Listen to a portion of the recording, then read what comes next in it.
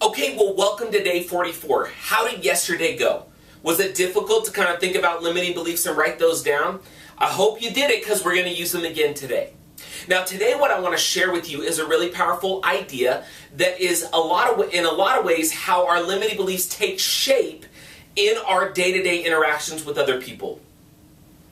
The way that I think about it and the way that I've learned it from others that are far wiser and smarter than I am, and the way that I've come to view it is in the form of a script.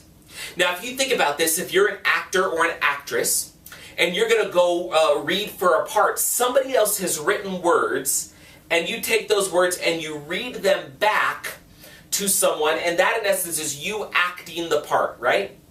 See, here's what we don't realize is we have written scripts in our life, but the scripts are our limiting beliefs basically put into a constant running tape or paragraph or audio track in our mind on a regular basis, right?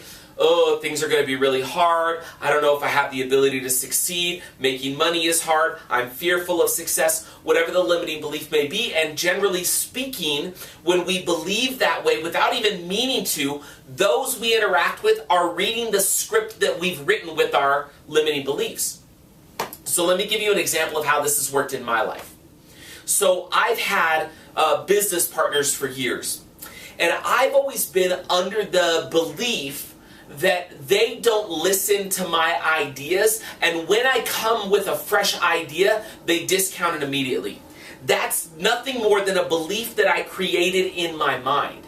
So let me tell you, or let me share with you what has happened for years until I began to change it. I would go into a meeting feeling like they weren't going to listen to me or value my opinion or discount my ideas, and guess what I would do? I would try to go, okay, Kevin, oh, you need to share your idea. Be a good boy and share the good things that you have to give. And I would, and guess what would happen? They'd read my script right back to me.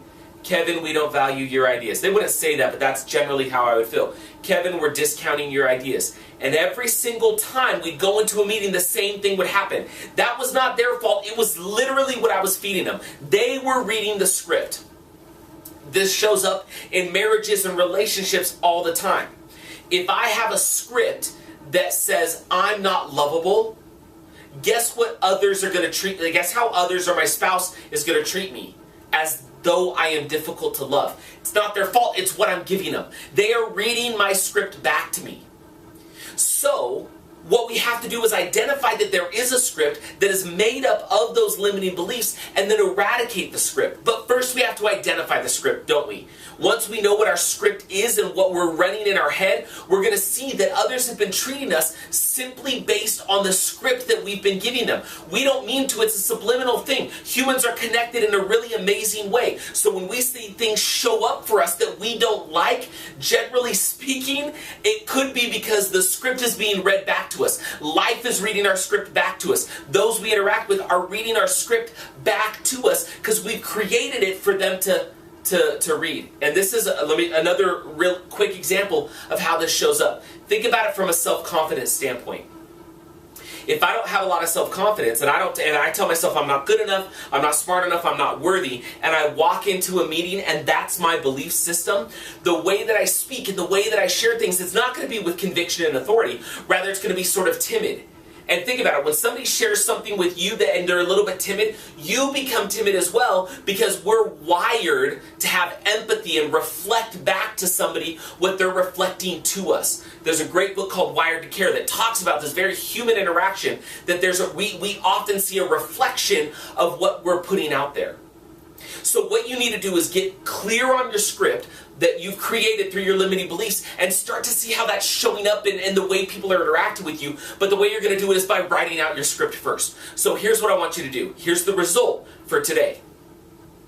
I want you to write a paragraph or two listing all of your limiting beliefs in a sentence form.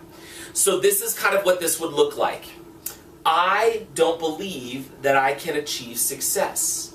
When I walk into meetings, people don't value my opinions or what I bring to the table.